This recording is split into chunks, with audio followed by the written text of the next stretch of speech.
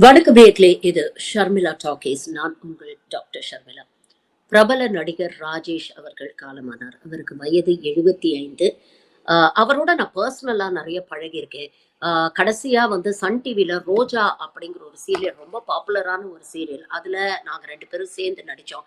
எனக்கு வந்து கிட்டத்தட்ட சின்ன வயசுலேருந்தே அவர தெரியும். ஏன்னா என்னுடைய தந்தையாருக்கும் அவருக்கும் கிட்டத்தட்ட ஒரே வயசு தான். அவர் வந்து சின்ன பிள்ளையிலேருந்தே வந்து என்னை பார்த்துருக்கிறாரு. அதெல்லாம் எனக்கு ஞாபகம் இல்ல. பட் ஆனா அது அவர் வந்து கரெக்ட்டா ஞாபகம் வச்சுக்கிட்டு, ரொம்ப விவரமா, விரிவா என்கிட்ட வந்து அத பத்தி பேசுவாரு. பல நேரங்கள்ல என்னுடைய காணொளிகளை பார்த்து, என்னுடைய கருத்துக்களை பார்த்து என்னை ரொம்ப பாராட்டியிருக்கிறாரு. "இப்படி தைரியமா நீ பேசுற. உண்மையிலேயே வந்து ரொம்ப பாராட்டுக்குரிய ஒரு விஷயம் இது." அப்படின்னு பல விஷயங்கள வந்து கருத்துக்கள பாராட்டியிருக்கிறாரு. பல நேரங்கள்ல விமர்சனங்களும் வச்சிருக்கிறாரு. ஒரு நல்ல ரேப்போ, ஒரு நல்ல மரியாதையோட நான் அவர என்னைக்குமே வந்து அணுகியிருக்கேன். ஷூட்டிங் ஸ்பாட்ல கூட பார்த்தீங்கன்னா, ரொம்ப புரொஃபஷனலான ஒரு மனுஷன். கரெக்ட்டா அந்த 9:00 ஷூட்டிங் அப்டின்னா, கரெக்ட்டா 8:30, 8:45க்கெல்லாம் வந்து ரெடி ஆயிடுவாரு. என்னைக்குமே தன்னால ஷாட் லேட் ஆயிடக்கூடாது. தன்னால வேல தடப்பட்டுறக்கூடாது. அப்படின்னு நினைக்கக்கூடிய ஒரு மனிதர். அ ரொம்ப சிம்பிள் மேன். அவருடைய தேவைகள்லாம் பார்த்தீங்கன்னா, ரொம்ப ஆடம்பரமே கிடையாது. அவரே வந்து கூட ஒரு அசிஸ்டன்ட் வருவாரு. ஆனா, அவருக்கான வேலைகள வந்து அசிஸ்டன்ட்ட கூட நம்பாம அவரே எடுத்து செய்வாரு. அதே மாரி டயட் எல்லாம் ரொம்ப ஸ்ட்ரிக்ட்டா ஃபாலோ பண்ணக்கூடியவர். அவருக்கு வந்து சுகர் இருந்தது, பிரஷர் இருந்தது. ஸோ, அதனால டயட்லலாம் ரொம்ப ஸ்ட்ரிக்ட்டா இருப்பாரு. அந்த 2 இட்லினா, அந்த 2 இட்லி தான். அதற்கு மேல அந்த நமக்கெல்லாம் சில நேரங்கள்ல ஒரு நப்பாசை வரும். கொஞ்சம் கூட சாப்பிடலான்னு. அதெல்லாம் என்னைக்குமே அவர்கிட்ட பார்த்ததில்ல. ரொம்ப ஹெல்த்தி டயட் எடுப்பாரு. ரெகுலரா வந்து வாக்கிங்லாம் போயிட்டு இருந்தாரு. நெறைய இந்த இயற்கை மருத்துவத்த வந்து நெறைய அவருக்கு வந்து ஈடுபாடு இருந்தது. அதனாலேயே நீங்க பார்த்தீங்கன்னா, பல நேரங்கள்ல வந்து எங்களுக்குள்ள நெறைய கருத்து வேறுபாடு வரும்.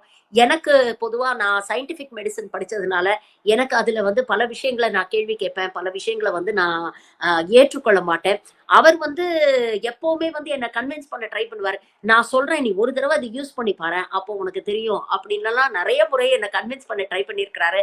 நான் சொல்லுவேன், "அப்பா உங்க மேல நான் நெறைய மரியாதை வச்சிருக்கேன். ஆனா தயவு செஞ்சு இதெல்லாம் என்ன ஃபோர்ஸ் பண்ணாதீங்க. இதற்கும் எனக்கும் உடன்பாடு இல்லை." அப்படின்னு சொல்லுவேன்.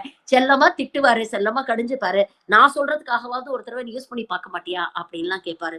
ரொம்ப நைஸ் ஜென்டில்மேன். இன்ஃபாக்ட் நாங்க பண்ண அந்த ரோஜா சீரியல்ல பார்த்தீங்கன்னா, அவரும் நடிகை வரிவுக்கரசி அம்மாவும் சேர்ந்து நடிச்சாங்க. அவங்க 2 பேரும் முதல் படத்துலயும் அவங்க 2 பேரும் தான் பேரா நடிச்சிருந்தாங்க.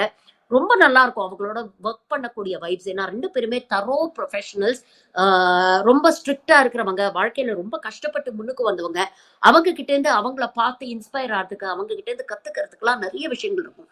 இன்னைக்கு கூட வடிவுக்கரசி அம்மாலாம் பார்த்தீங்கன்னா, ப்ராம்ப்ட் வாங்காம பேசுவாங்க. அவங்களுடைய மெமரி பவர்லாம் பார்க்கும்போது உண்மையிலேயே ரொம்ப ஆச்சரியமா இருக்கும். நேத்து நடிக்க வந்தவங்கலாம் பார்த்தீங்கன்னா, ஒரு ஹலோ கூட ப்ராம்ப்ட் பண்ணாம அவங்களால பேச முடியாது. ஆனா இன்னி வரைக்கும் ராஜேஷ் சாரும் சரி, வடிவம்மாவும் சரி, ப்ராம்ப்ட் எல்லாம் வாங்க மாட்டாங்க. ரொம்ப அழகா அந்த சீன உள்வாங்கிட்டு, அதுக்கான எக்ஸ்பிரஷன்ஸ் அவங்க நடிக்கும்பொழுது, சில நேரங்கள் நம்ம அப்படியே ஆச்சரியப்பட்டு அப்படியே பார்த்துக்கிட்டு இருப்போம். நம்ம டயலாக் நமக்கு சில நேரங்கள்ல மறந்துரும். அந்த அளவுக்கு ரொம்ப இயல்பாக இருக்கும் அவர்களுடைய பெர்ஃபார்மன்ஸ். நெறைய திரைப்படங்கள் நடிச்சிருக்கிறாரு. நெறைய பேர வந்து அவர் இன்ஸ்பயர் பண்ணியிருக்கிறாரு. குறிப்பாக 2 காணொளி அவர் பற்றிய காணொளிகள் வந்து சமூக வலைதளங்கள்ல வைரல் ஆயிட்டு இருக்கு. முதல் காணொளி வந்து சன் டிவிக்கு வணக்கம் தமிழால அவர் கொடுத்த ஒரு இன்டர்வியூ. அதுல வாழ்க்கைய வந்து எவ்ளோ பிராக்டிகலா அவர் அணுகியிருக்கிறாரு அப்படிங்கிறதுக்கான ஒரு சான்று தான் அந்த காணொளி. அந்த கார்ல் மார்க்ஸ் கல்லறையை போட்டோ எடுத்துட்டு வந்து அப்படியே எனக்கு நான் கல்லறை செய்ய வேண்டும் என்று நினைத்தேன். அப்பொழுது நான் பார்த்துக்கிட்டு வந்து 6 மாசத்துல எங்க அம்மா இறந்துட்டாங்க. எங்க அம்மாவுக்கு அதே மாதிரி கல்லறை கட்டி, எங்களுதுல நான் கிறிஸ்டியன் வால்ட் வச்சுன்னு பேர், அதுக்கு பேர் வால்ட் வச்சு கட்டுறது. ஏன்னா கல்லறையில 3, 4 கல்லறை 5 வருஷத்துக்கு ஒரு தடவை கீழே போய்கிட்டே இருக்கும் கல்லறை. அதை நம்ம மேலே மேலே ஆட்களை வச்சுக்கிட்டே இருக்கலாம். இது போல கார்ல் மார்க்ஸுடைய கல்லறை, அவங்க ஃபேமிலி கல்லறையை பார்த்தேன். பார்த்துட்டு நான் இங்கே வந்து எங்கள் அம்மா கட்டினேன், மார்பிளில் கட்டினேன். மார்பிளில் கட்டின பிறகு அதுக்கப்புறம் வந்து எங்கள் அப்பா இறந்தார். எங்கள் அப்பா இறந்த பிறகு என் மனைவி இறந்தாங்க. அதுக்குள்ளே 25 வருஷம் ஆகி போச்சு. மார்பிள் உடஞ்சிருச்சு. மறுபடி கிரைனைட் வச்சு கட்டி எனக்கும் ஸ்பேஸ் விட்டு என்னுடைய 40வது வயதிலேயே எனக்கு நான் கல்லறை கட்டி விட்டேன். எப்பவும் ஒருத்தர் கல்லறை கட்டினானா அவன் 100 வயசு வரைக்கும் இருப்பான்னு சைனீஸ் பழமொழி உண்டு. அதனால நான் பண்ணலை, 100 வயசு வரைக்கும் இருப்பேன்னு. எனக்கு நானே கல்லறை கட்டி கொண்டேன். இஷ்டப்பட்ட கல்லறை, இந்த கல்லறை தான் நான் போய் இருக்க போகிறேன் என்று டிசைன் பண்ணி எங்கள் அப்பா, அம்மா, என் ஒய்ஃப் எல்லாம் விட்டுட்டு எனக்கு ஸ்பேஸ் விட்டுருக்கேன். அதில் என்ன டயலாக் எழுதணும்னு முதற்கொண்டு எழுதி வச்சிருக்கேன். நான் சொன்னேன் இல்லையா, நடிகர் ராஜேஷ் அவர்கள் வந்து ரொம்ப இண்டிபெண்டன்ட் பெர்சன். யாரையும் நம்பி யாருடைய உதவியை நம்பி நம்ம இருக்கக்கூடாது. நாம வந்து சுயமா எல்லாத்துக்கும் செய்யணும். தற்சார்பு நிலையை என்னைக்குமே நம்ம வந்து விட்டு கொடுக்க கூடாது அப்படிங்கிறதுல ரொம்ப தெளிவா இருக்கக்கூடிய, ரொம்ப பிராக்மேட்டிக், ரொம்ப பிராக்டிக்கல் ஒரு மனுஷன். அப்படிப்பட்ட ஒரு பிராக்டிக்கல் பர்சனை நான் பார்த்ததே கிடையாது. தனக்காக ஒரு கல்லறைய தன் வாழும் காலத்திலேயே இவர் கட்டி முடித்து விட்டார் அப்படிங்கிற விஷயத்த எப்படி சன் டிவில அவர் பதிவு பண்ணாரோ, இத ஷூட்டிங் ஸ்பாட்ல என்கிட்ட சொல்லியிருக்கிறாரு. அப்ப கூட நான் கேட்பேன், எப்படி சார் உங்களால இதெல்லாம் இவ்ளோ இயல்பா எடுத்துக்க முடியும்னா, வரவன் எல்லாருமே ஒரு நாளைக்கு போய் தானே ஆகணும். இடைப்பட்ட காலத்துல இந்த சமூகத்துக்கு எவ்வளவு நல்லது செஞ்சு நம்ம வாழுறோம், எவ்வளவு நம்மளால முடிஞ்சது நல்லது செய்றோம் அப்படிங்கிறத பத்தி தான் யோசிக்கணும். என்னைக்காவது ஒரு நாளைக்கு நம்ம போ வேண்டிய டேட், நம்மளுடைய எக்ஸ்பைரி டேட் வரத்தான் செய்யும். அத பத்தி கவலைப்பட்டுக்கிட்டே இருக்கக்கூடாது. ஆனா நான் போனதுக்கு அப்புறம் எப்படி இருக்கணும்னு விரும்புறேனோ அதற்கான ஏற்பாடுகளை நான் செஞ்சு வச்சுட்டேன் அப்படின்னு சொல்லுவாரு. அவர் என் கூட பழகும் பொழுது நிறைய நேரங்கள்ல தன்னுடைய மனைவியை எவ்வளவு மிஸ் பண்றாரு அப்படிங்கிற விஷயத்தையும் அவர் பதிவு பண்ணியிருக்கிறாரு. அவங்க மீது அளவு கடந்த ஒரு அன்பு வச்சிருந்தாரு. உண்மையிலேயே எனக்கு முன்னால அவங்க போய் சேர்ந்துட்டாங்க அப்படிங்கிற ஒரு விஷயத்த நினைச்சு நிறைய நேரங்கள்ல வருத்தப்பட்டிருக்கிறாரு. பட் வாழ்க்கையை ரொம்ப பிராக்டிக்கலா அணுகக்கூடிய ஒரு மனிதராக ராஜேஷ் சாரை வந்து நான் பார்த்திருக்கிறேன். இன்னொரு காணொளி எனக்கு ரொம்ப டிஸ்டர்பிங்கா இருந்த ஒரு காணொளி என்னன்னா, அவர் இறந்த பிறகு அவர் சகோதரர் பேசிய அந்த காணொளி. டாக்டர் ஒருத்தர் வந்து சித்தா டாக்டர்னு சொல்லிட்டு அவர் கதை பேசிக்கிட்டே 2 மணி நேரம் எடுத்துட்டார். 6 மணிக்கு 6:30க்கு வந்து ஒரு 7:30 8 வரைக்கும் பேசிக்கிட்டு இருந்து அதுக்கப்புறம் ஆம்புலன்ஸுக்கு ஃபோன் பண்ணி மேயாட்டு கொண்டு போய் அந்த லேட் பண்ணது தான் பெரிய தவறாகிட்டு. அது அவர் ரொம்ப விஷயதாரிங்கிறதுனால நாங்களும் அவளை துரிதப்படுத்த இருந்துட்டோம். அது எங்களோட கவலினம், அவரோட அலட்சிய போக்கு ஆயிடுச்சு. அது இவ்வளவு பெரிய லாஸ் ஆயிடுச்சு எங்கள் குடும்பத்துக்கு. என்ன பண்ணுறது? அவர் சொன்ன அந்த விஷயம் இருக்கு இல்லையா, அது வந்து எனக்கு கொஞ்சம் ரொம்ப டிஸ்டர்பிங்கா இருந்தது. அதாவது ஒரு சித்த மருத்துவர் கிட்ட வந்து கிட்டத்தட்ட 2 மணி நேரம் பேசிக்கிட்டு இருந்தாரு.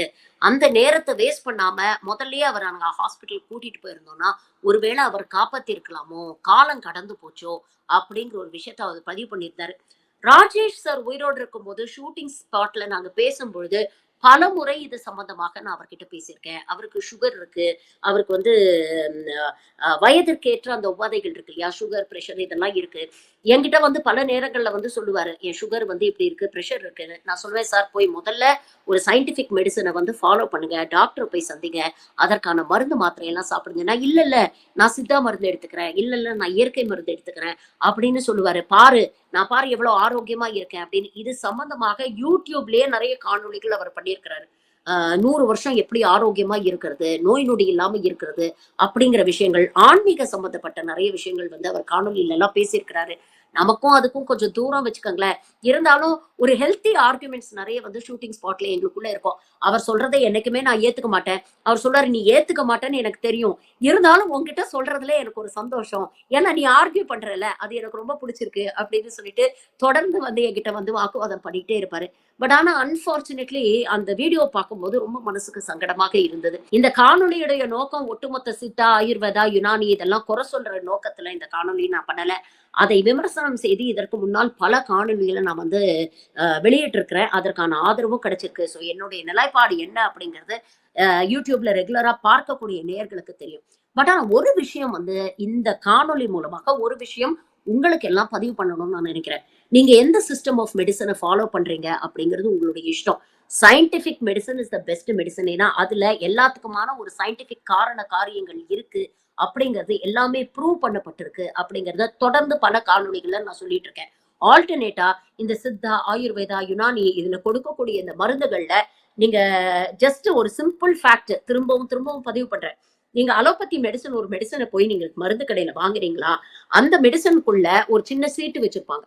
அந்த சீட்ல இந்த மருந்துக்குள்ள என்னென்ன இருக்கு, என்னென்ன லெவல்ல இருக்கு, இந்த மருந்து எதுக்காக எடுத்துக்கணும், யார் யார் எடுத்துக்கணும், என்ன டோசேஜ்ல எடுத்துக்கணும், இந்த மருந்தை யார் யார் எடுத்துக்க கூடாது, என்னென்ன கான்ட்ரா இண்டிகேஷன்ஸ் இல்ல காம்ப்ளிகேஷன்ஸ் வரும், இதெல்லாம் ரொம்ப தெளிவாக விரிவாக அந்த பேப்பர்ல, அந்த ஸ்லிப் ஆஃப் பேப்பர்ல எழுதியிருக்கும்.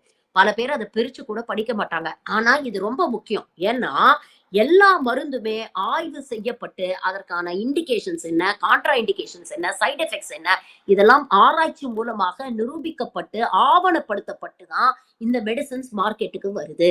ஆனா இந்த மாதிரி ஆல்டர்னேட்டிவ் சிஸ்டம் ஆஃப் மெடிசன்ஸ்ல இருக்கக்கூடிய மருந்துகள்லாம் நீங்க பாத்தீங்கன்னா பாட்டில்ல வெறும் பேரு தான் இருக்குமே தவிர அதுல என்ன மருந்து கலந்துருக்குறாங்க, என்ன ப்ரொபோர்ஷன்ல இருக்கு, இது உடம்புக்கு நல்லதா கெட்டதா, இதை நம்ம உட்கொண்டா இதனால என்ன கான்ட்ரா இண்டிகேஷன்ஸ் வரும், சைடு எஃபெக்ட்ஸ் வரும், இது எதுவுமே மென்ஷன் பண்ணியிருக்க மாட்டாங்க.